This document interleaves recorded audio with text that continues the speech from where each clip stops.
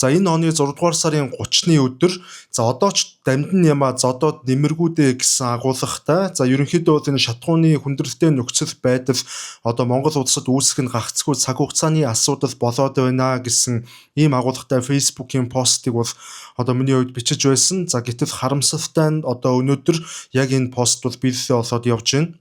За өнөөдөр манай улсад нөхцөл байдал ямар түвшинд байгааг бол хийн хүнгүй бүгдээрээ энэ биеэр бол мэдэрцгээж байгаа.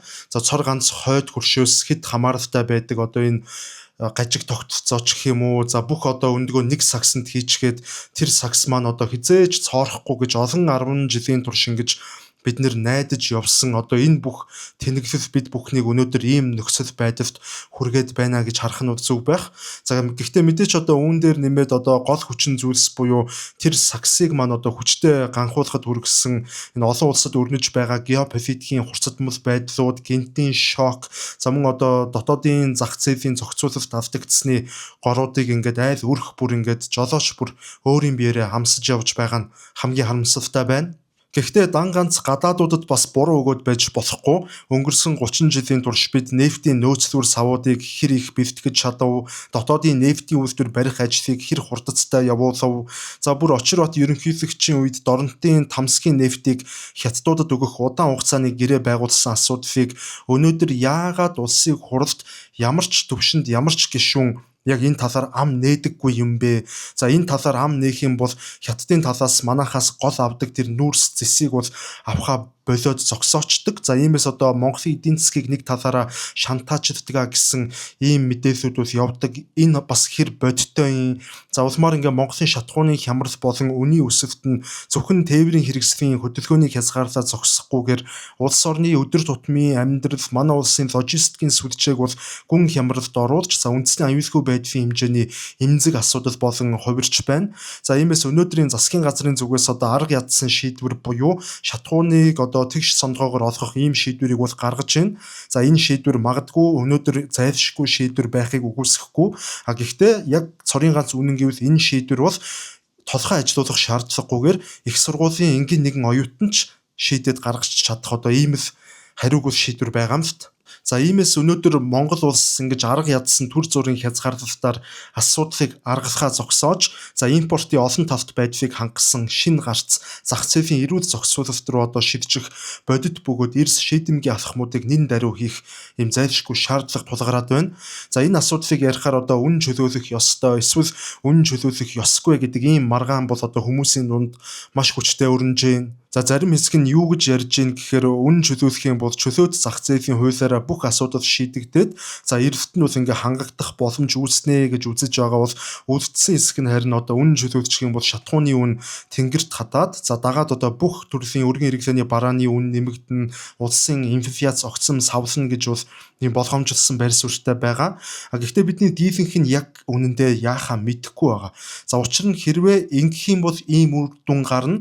За эсвэл нөгөө талаар ингэчих юм бол ийм үр дагавар гарна гэдгийг төр засгийн удирдлагууд эрх баригчдын хинэнч бидэнд өнөөдрийг хүртэл маш ойлгомжтой прагматик байдлаар бол тайлбарлаж өгөөгүй бол асуудал нь байгаа. Иймээс хүмүүс үнэхээр ойлгохгүй байна.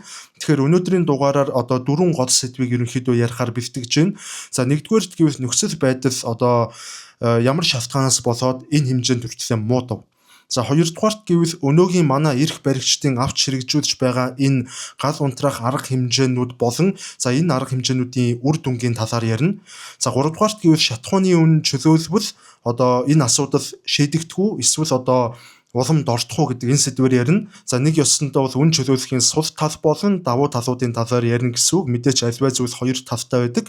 За дөрөвдүгээрт гэвэл харин бидэнд ойрын ирээдүйд ямар гарц гаргалгаа байгаа талаар дэлгэрэнгүй ярих болно. За манай хамтран ажиллагч байгууллагаар Бүгд найрамдах Чех улсын 13 дахь Аршан гэж явагддаг Бехровка брэнд бол хамтран ажиллаж байна. Энэхүү ликерийг Аршан усаар найруулж мөн гол орцууд болох хоол боловсруулалтыг дэмждэг тэдгээр ургамлуудыг нь бол дэлхийн өнцөг булан бүрээс цуглуулan хандлан хийдгээрээ бол онцлогтой. Чехийн Карловар хот нь бол Европтон алдартай 12 Аршан булагтай өвөрмөц хот бөгөөд Бехровка ликер нь бол уламжлалт ёсоор тухайн нутгийн 13 дахь Аршан гэж нэрлэгддэг. За мөн Бехровка ликерийг зөв зохистой хэрэглэвэл хоол боловсруулалтыг дэмжих зэрэгээр хүний бид эерэг нөлөө үзүүлдгээрээ онцлогтой юм а. Тэгэхээр цорын ганц үнэн гэвэл яг өнөөдөр манай улсад үүсэж байгаа одоо энэ хүндрэлтэй нөхцөл байдал бол дан ганц нэг шалтгаанаас эсвэл одоо тийм гинтийн байдлаар үүссэн зүйл бол огтосоо биш. За манай Монгол улсын эдийн засаг, гадаад бодлого, засаглалын тогтолцооны энэ олон жилийн турш хуримтлагдж ирсэн энэ явцрал, хайхрамжгүй байдал одоо тухтай бүсдээс байгаад исэн гэсэн үг манай төр засгийнхан тэр хэтэрхий удаан нэг байранда тухтай бүстэй байснаас болж үүдэн бий болсон энэ залхуу хойрог байдал за мөн эдгээр дээр нэмээд одоо гадаадын олон одоо өөр хүчин зүйлүүд бол ингэж нэг шугамд яг энэ цаг үед зэрэгцэн давхцснаас болоод за улс орныг ингэж нэлэнхүйд нь хамрах хэмжээний одоо шатхууны эрчим хүчний цаашлаад бүр илүү томрох боломжтой ийм хямралын харанх одоо бидний үүдийг бол дэрдэд байна. Одоо ингээд эдгээр шалтгаануудын одоо яагаад ийм нөхцөл байдал үүсэх болсон шалтгаануудыг эхлээд эхний сэдвээр бол одоо дэлгэрүүлж ярья. Нэгдүгээрт гэвэл мэдээж хэрэг өнөөдөр дэлхийд даяар үүссэн геополитикийн хурцдмал байдал за тэр дундаа ойрох дорндын зөрчилдөөн болон Орос Украины дайнаас үүдэлтэй энэ олон улсын логистик ба эрчим хүчний сүлжээний тасалдал нь за нефт бүтээгдэхүүний урсгалыг бол үндсээр нь зогсон байдалд оруулж байгааг бол үгүйсгэх аргагүй. За түүнчлэн манай гол нийлүүлэгчийн хойд хөрш дотоод хэрэгцээг хангахын тулд экспортын хязгаарлалтыг бол аргагүй эрхэнд хийж эхэлсэн манай улсад шууд нөлөөлж байна. За хэдийгээр Монгол улс нь Оросын улбооны улстай засгийн газар хоорондын гэрээтэй орнуудын тоонд багтдаг боловч за яг бодит байдал дээр Орос улс бол одоо өөрсдөө дотоодын шатхууны хомсдолд энэ цаг мөчид ороод байгаа учраас за мянга бид нэр гэрээтэй байлаа гэд одоо өмнөх хэмжээгээр бол олгоход яг бодит асуудал үүсэт байна. За ингэснээр манай шатхууны 95% орчим хувийг дангаараа хангасаар ирсэн манай энэ цорын ганц аврах том шатхууны крант маань за бүтнээрээ нэгдэхгүйгээр за харин крант маань ингэж таллаж нэгдснээр манад дагаад бол хомсдол үүсэж байна гэж шууд ингэж харах нь зөв. За хоёрдугаарт гэвэл улс орныхон шатхууны хэрэглээг бараг 100% шахам буюу одоо 97 орчим хувийг ганцхан улсаас тэр дундаа одоо цорын ганц логистикийн коридороор импортлдог энэ байдал нь за хэвийн мэт одоо бидний хувьд дасал болж амьдрсан энэ хэв маяг маань өөрөө манай улсын үндэсний аюулгүй байдлыг бол ямар эмзэг болгон хувиргасныг бол батлан харуулж байгаа ийм үйл явдал болж байна. За нийлүүлэгч талд ямар нэгэн дотоодын саатал гарахад за манай зах зээл бол дагаад хямардаг хэдхэн хоногийн дотор ингээ бүрэн өвдөг сөхөрдөг ийм гаж тогтолцоог бид нар ч юу аах вэ? Бидний дээдчүүл өнгөрсөн 36 жилийн турш одоо бий болгосон байна. За өнөөдөр энд хүн цаг үед бол одоо монголчууд бид өнгөрсөн алдаанаасаа суралцах хэрэгтэй. Нэг хавтарсан газараа дахин хавтарч унаад байж болохгүй. За иймээс эрчим хүчний импортыг бол олон байдлаар солонгоруулах нь хамгийн том гарц гаргалгаа гэдэгтээ маргах хүн өнөөдөр бол байхгүй бах. Гэхдээ манай одоо хоёр том хөрштэй далаад гарцгүй ёстой л нөгөө нэг бурхнаас заягдсан геополитикийн байршил маань одоо энэ эрчим хүчний импортын асуудалд яг прагматик байдал дээр бол хамгийн том саад болох нь одоо ямар ч хэрэгцээгүй гэдгийг бас бид нэр тооцоолж ажиллах хэрэгтэй. За 3 дугаарт гэвэл засгийн газар болон энэ үнийн зөвлөмж өгөх байгууллагуудын өргөн хэрэглээний ялангуяа энэ AI92 автобензиний үнийг бол зах зээлийн бодит өртгөөс нь доогуур одоо хүчээр барих хязгаарлах бодлогыг бол удаан хугацаанд баримтаж ирсэн. Үүнийг баг бүгд мэднэ. За энэ нь одоо импортлагчид одоо хувийн хвшлийн компаниудад санхүүгийн маш хүнд дарамт алдагдал хүлээх ийм нөхцөлийг бүрдүүлж за улмаар тэд одоо эрсдлээс сэргийлж захиалах болон нөөц бүрдүүлэлтэд хойшлуулах эсвэл одоо хумих сэдвийг төрүүлдэг нь бол энэ хомсдлыг дотроос нь өдөөс нэг том хүчин зүйл гэж яг мэрэгчлэнүүд яриад байгаа. Гэхдээ мэдээч одоо шатхууныг алдагдaltaй үнээр зараад байвал импортлагчид өөрсдөө хүнд байдалд орж дампуурах учраас тэр алдагдлыг төр өөрөө татвар төлөгчдийн мөнгөөр орлуулж за импортлагчдад өгдгөө гэж ингэж ойлгож болно. За яг энэ асуудал нь манай нийгэмд өнөөдрийн энэ үн чөлөөл хэмээх одоо ярьж байгаа хүмүүсийн гол суурь одоо гол ярианы гол байр суурь болж байна гэж бол миний хувьд ойлгож байгаа. За тэгвэл дөрөвдүгээр асуудал гэвэл одоо арай абстракт ойлголт гэж хэлж болно. За жилээс жилд бол одоо өснө нэмэгдэж байгаа энэ суудлын автомашины импорт, зуны аялал зугаалга болон за нэмээд энэ хөдөө аж ахуйн эрчимтэй ажлуудын улирал давхцснаар бол дотоодын эрэлт бол түүхэнд байгаагүйгээр өссөн гэж одоо ингэж засгийн газрын зүгээс бол мэдэгдээд байгаа. За энэ хантай байж болно. За гэтэл улсын хэмжээнд энэ гадны шокийг давах стратегийн хэмжээний бодит нөөц хангалттай бүрдээгүй байсан нь за энэ хомсдлыг улам бүр гүнзгийрүүлж иргэдийн дунд одоо шатхуун олдохгүй гэдэг ийм айдас сандрал ингэж давхар үүсгэснээр хэрэгцээг энэ бодит хэрэгцээнээс одоо хэд дахин давуулж өсгөх ийм зохиомл дарамтыг бас бий болгож магадгүй. Гэхдээ одоо энэ хэний буруу вэ гэж асуух хэрэгтэй. За бид нэр яг үнэндээ бол зах зээлийн хуулиараа л өнөөдөр амьдарч байна. За хүнд бол одоо машин авах хэрэгцээтэй байна. Нэг айл одоо 2-3 машинтай болоод ихэлсэн. За яагаад ийм байдалд орсон гэхээр эргээд нөгөө нэг дугаарын хязгаарлалтаар тэгш сондгоо нэг өдөр нь ингэж 2 дугаараар төгссөн машинуудыг явуулдаггүй болгосон одоо энэ арга хэмжээ төгжрлийг буруулах арга хэмжээ манай улсад олон жил үргэлжилсэн учраас хүмүүс ерөнхийдөө ингэж 2 машинтай болоход энэ хүчин зүйл бол маш их нөлөөлсөн. За тэгэхээр одоо энэ өөрсдийнх нь нөгөө нэг бодлогогүй авсан арга хэмжээних нь үр дагавар бас өнөөдөр гарч байна. Тэгэхээр одоо хүн бүхний энэ машин авахын хэрэгцээ байна. За тэр хэрэгцээг хангахын тулд өөр зарим хүмүүс бол одоо машин оруулж ирж зарж байна, худалдааж байна.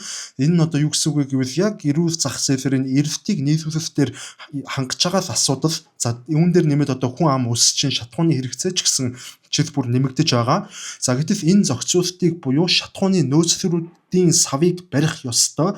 Монголын шатхуун импортлагч компаниуд за эсвэл одоо төр засгийн бодлогын төвшөнд нөөцлөрийн сав барих энэ ажлыг бол одоо түрэгчлүүлэх ёстой салбарын яам энэ одоо төрийн төр засгийн холбогдох хүмүүс өнгөрсөн хугацаанд товчхондоо бол юу ч хийгээгүй гай гарч ирж байна гэж харагдаад байгаа.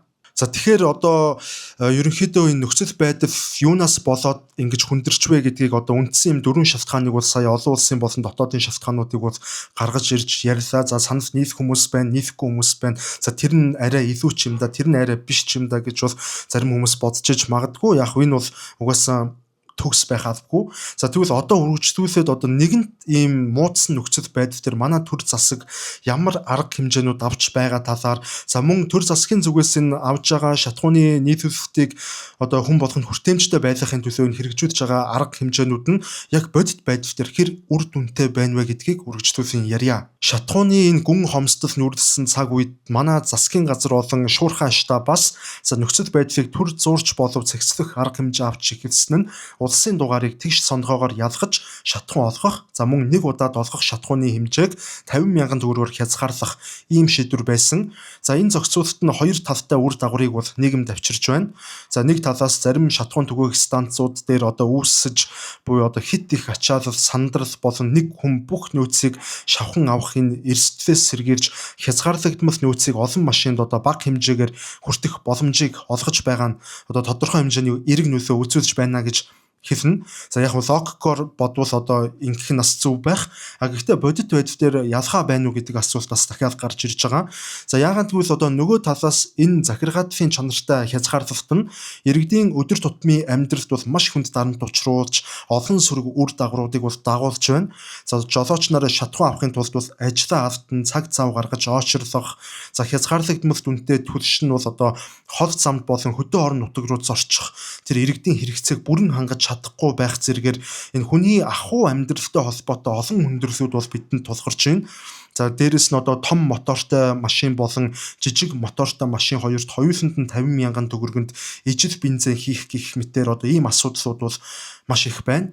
За түүнчлэн хязгаарлалттай олгож байгаагаас болоод иргэд байн нөгөө шатхуун түгээх станцуудаа бараадах ийм шаардлага үүсэж одоо нэг авсан хүн эргээд дахиад өөр шатхуун түгээх станц дээр очиж очрлож дахиж 50,000 авах ч юм уу.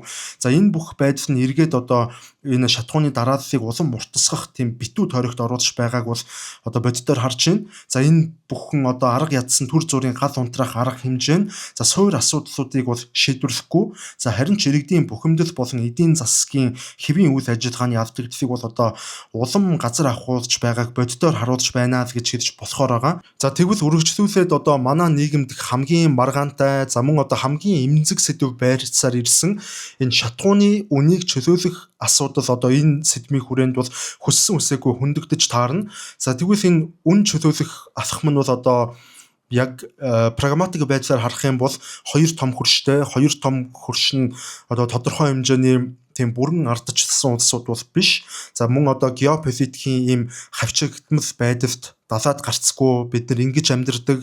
За нэг сагсанд дээрэс нь бүх өндгөө хийчихсэн байгаа энэ Монгол шиг ийм өвөрмөц геополитикийн газар зүүн барьшилтай ийм одоо эдийн засагтай улсад ямар давуу талууд болон ямар сөрөг талуудыг үн чөлөөлснөөр дагуулах одоо боломжтой талаар одоо шударгаар тайлбарлаж өгье. Энэ асуудлыг цэвэр чөлөөт зах зээлийн эдийн засгийн онфын үүднээс харах юм бол үнийг чөлөөлөх нь бол бодит хомсдлыг арилгах хамгийн төхөн бөгөөд хамгийн үр дүнтэй арга мөн үг гэвэл мөн.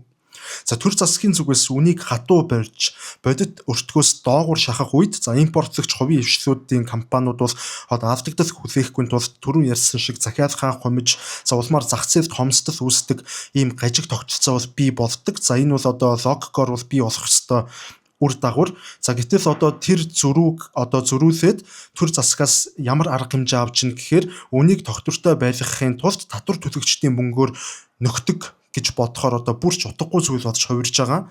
За харин үн чөлөөлөгдөх юм бол энэ компаниуд бол аль ч улсаас хичнээн өндөр үнээр татаж авсан ч бай. За хамгийн гол нь эрэлт байсаар байгаа цагт алдагдaltaгүй ажиллах одоо боломж бүрдэх ёстой.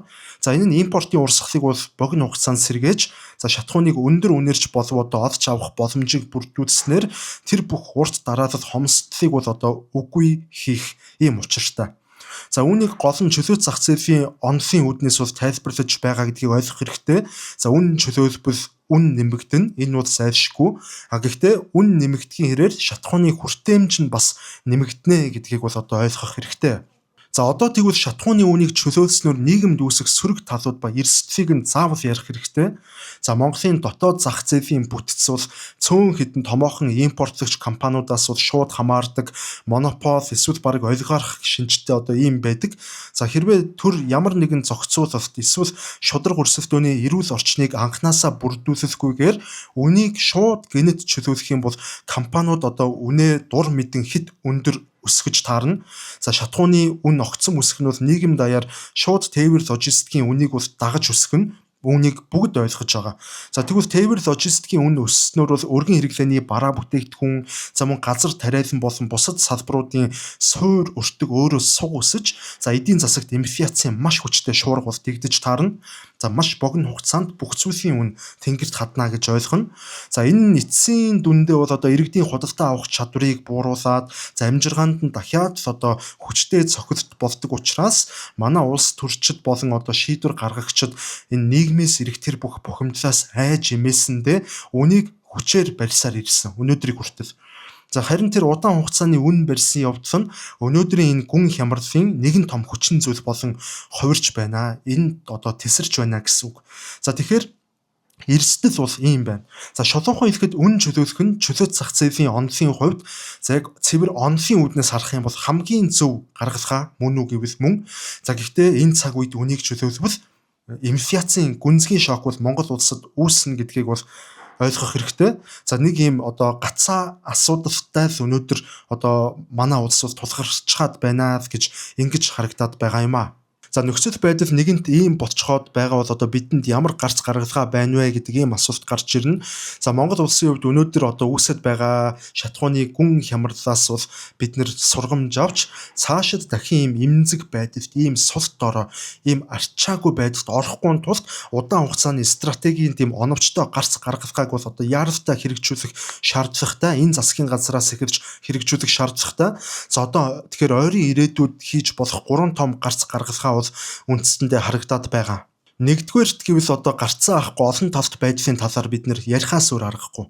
За улс орны эрчим хүчний аюулгүй байдлын хамгийн гол суурь нь бол нэг улсаас хит хараат байх одоо өнөөгийн тогтолцоог бол халж хаях явдал юм.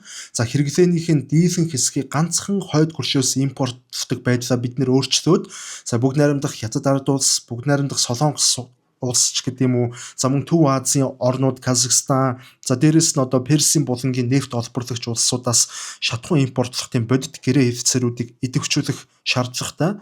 За яг ингээ ярихаар одоо үлгэрийн мэтэр маш олон хүмүүс сонсогдож байгаа бүтэхгүй гэд. За үнэхээр ч одоо үлгэрийн сонсогдохоос ч өөр арга байхгүй.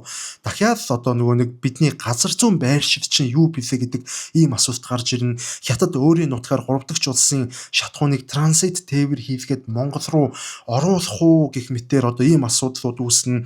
За Оросууд асуудлууд биднийг бас л нөгөө нэг төрийн бодлого тодорхойлох геополитикийн төвшөндөө өөрсдөөсөө хараат байлгах ёстой гэдэг ийм асуудлууд үүснэ. Үүнийг бол үгүйсгэх аргагүй хоёр хөрш маань хэн ч дуртай байхгүй.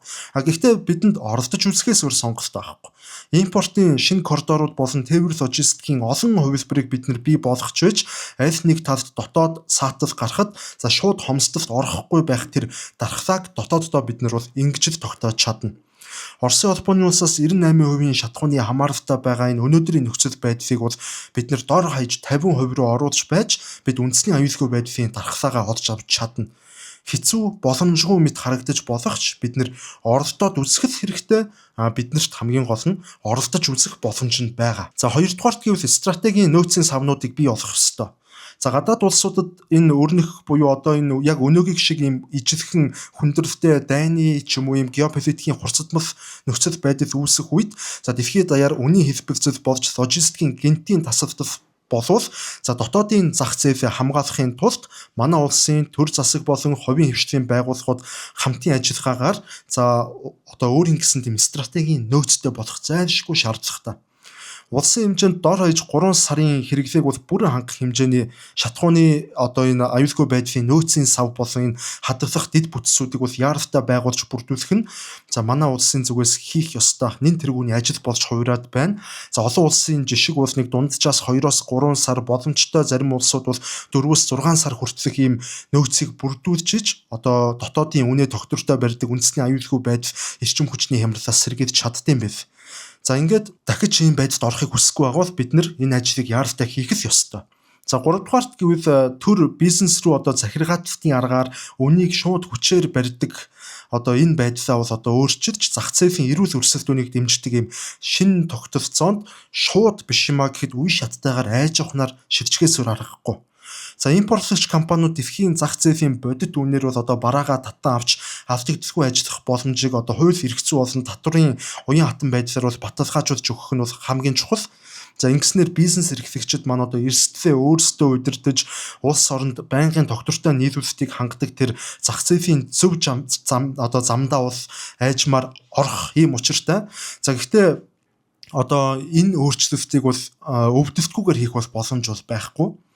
Өвдөлтгүйгээр хийх үнэхээр боломжгүй учраас өнөөдрийг хүртэлх засгийн газрууд, үе үеийн ерөнхий сайдууд өөрсдийн нам болон хувь улс төрчийнхэн ирээдүйн улс төрийн карьерийг бодсондоо хинэн ч зориглон хийж чадахгүй байсаар өнөөдөртөө золгосон. Өнөөдрийн удирдлагууд ч хийж чадахгүй ч бараг тодорхой л харагдаж байна л та. Энэ сэдвийн хүрээнд тэгвэл ярих хамгийн сүүлийн чухал асуудал гэвэл хүссэн үсээгүй дотоодын шатахууны үйлдвэрлэлийн асуудал байгаа. Манай дотоодод иргэд ерөнхийдөө юу гэж яриад байна вэ гэхээр хоёр өөр үнцэгтэй яриад байна л та. Ерөнхийдөө энэ дотоодын газрын тос боловсруулах үйлдвэрээс ингэж боловсруулан гаргаж авсан шатахууны бодит өртгөн гаднаас орж ирж байгаа тэр импортын шатахуунаас өндөр байх магадлалтай гэдэг ийм яриа бол явагдаад байна.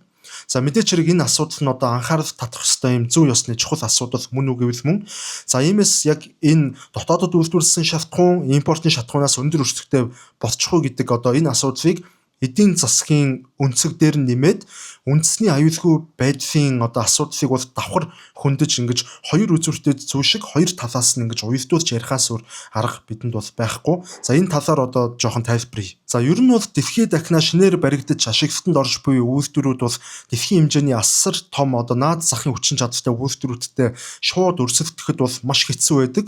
Түүхийн нефтийн олборлолт, түүнийгээ тээвэрлэлт, боловсруулалт, мөн дид бүтцийн зардлыг бол шингээхэд эхний жилүүдэд бол бүтээгдэхүүний нэг журтаг өндөр гарах нь эдийн засгийн хувьд байдаг ийм үзэгдэл юм байлаа. Олон улсад угаасаа ингэж шинээр байгуулагдж байгаа үйлдвэрүүд өртөг нь өндөр л гард юм байлээ.